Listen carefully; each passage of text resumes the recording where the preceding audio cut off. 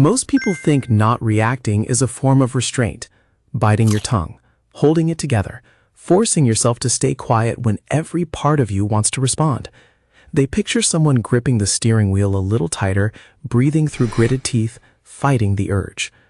That's not what not reacting actually looks like. That's what suppression looks like, and the two are almost opposites. Real non-reaction isn't a battle you win. It's the absence of a battle in the first place. The provocation arrives, and there's simply nothing there to ignite. Not because the person is numb, not because they don't notice, but because the thing that usually catches fire, for everyone else, has been removed. Here's what most people get wrong about this entire subject. They think the goal is to control the reaction. It isn't. The goal is to remove the conditions that produce one. Let's get into the actual mechanism. When something happens that would normally provoke you, an insult, a slight, someone disrespecting a boundary, your brain runs an extremely fast appraisal before you're even consciously aware of it. That appraisal asks, does this threaten something I need to protect? If the answer is yes, the reaction fires automatically. Adrenaline, tension, the urge to respond, defend, correct, or retaliate. By the time you're aware of feeling provoked, the appraisal has already happened. You're not choosing whether to react. You're managing a reaction that already started. This is why willpower-based approaches to not reacting fail so often. You're trying to intervene after the process has already begun. It's like trying to stop a wave after it's already breaking. Sometimes you can hold it back, but it costs enormous energy, and the wave is still there, still pushing against the wall you've built. The energy doesn't disappear, it just gets relocated into tension, into rumination, into the version of the argument you replay for hours afterward. The people who genuinely don't react aren't holding back waves. They've changed what the ocean is responding to. Here's the research behind this. A 2013 study published in Psychological Science examined how people with high self-complexity, meaning their sense of self was built from many independent sources, not concentrated in one or two, responded to social provocation. The finding was striking. These individuals showed significantly reduced physiological stress responses to insults and criticism, specifically because no single comment could threaten the whole structure. If someone attacked their competence at work, it didn't shake them, because their identity wasn't concentrated there. It was distributed. One area being challenged left the rest of the structure untouched. This is the actual mechanism behind not reacting. It's not that the provocation doesn't register, it's that the provocation can't reach anything important enough to justify a response. And once you understand that, the entire question changes from how do I control myself to what am I currently structured to protect? Marcus Aurelius wrote about this constantly, but one line captures it precisely.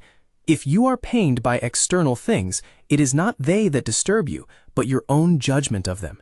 He's describing the appraisal step, the moment before the reaction, where meaning gets assigned.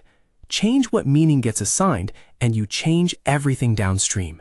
Not by force, by altering the input to the process. Most advice here is backwards. Don't take the bait. Rise above it.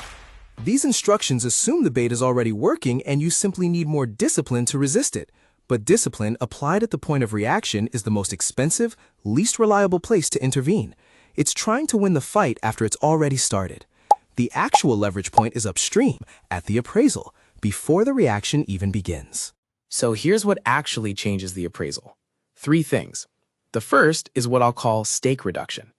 Most reactions are disproportionate to the actual stakes of the moment.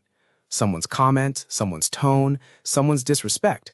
In the moment, it feels enormous, but almost always, the actual consequence of the moment is small.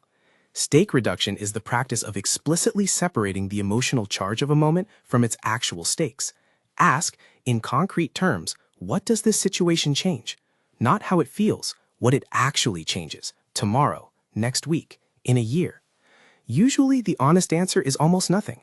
And once the actual stakes are visible, the appraisal downgrades automatically. The threat response doesn't need to be suppressed if it was never proportionate in the first place. The second is distributed identity, the same mechanism the research points to. The narrower your sense of self, the more vulnerable you are to any single provocation. If your identity is concentrated entirely in being right, being respected, or being seen a certain way, then anything that challenges that single pillar threatens the whole structure. Distributed identity means deliberately building multiple independent sources of self-worth, your values, your relationships, your work, your character, so that no single comment, situation, or person can threaten the entire foundation. When one area takes a hit, the rest of the structure holds, and the hit stays local instead of becoming a referendum on everything. The third is delay as data, not as discipline. Most people are told to pause before reacting, count to 10, take a breath. But the value of the pause isn't the breath. It's what the pause reveals. In the space between the trigger and the reaction, if you actually look, you can usually see the appraisal happening in real time. You can catch the exact thought that's about to produce the reaction. That thought is information. Examine it. Is it true? Is it proportionate? Often, simply seeing the thought clearly is enough to dissolve its charge. Not because you suppressed it, because you looked at it directly and it didn't hold up to scrutiny. Here's the practical version. Next time something provokes you, even mildly, don't try to not react. Instead, get curious about what just got threatened. What exact belief about yourself, your standing, or your situation did that moment activate? Name it specifically. Then ask whether that belief is something you actually want to keep defending so reflexively. Sometimes the answer is yes, and that's useful information too. But often, you'll find the thing being protected wasn't even something you'd consciously choose to protect. It was just there, undefended, running the show without your input. And once you can see it clearly, it stops running automatically. Not reacting isn't about becoming harder to provoke through effort. It's about becoming someone with less surface area for provocation to land on in the first place. The calm isn't suppressed, it's structural. If this one resonated, subscribe, because the people who understand these patterns always stay one step ahead.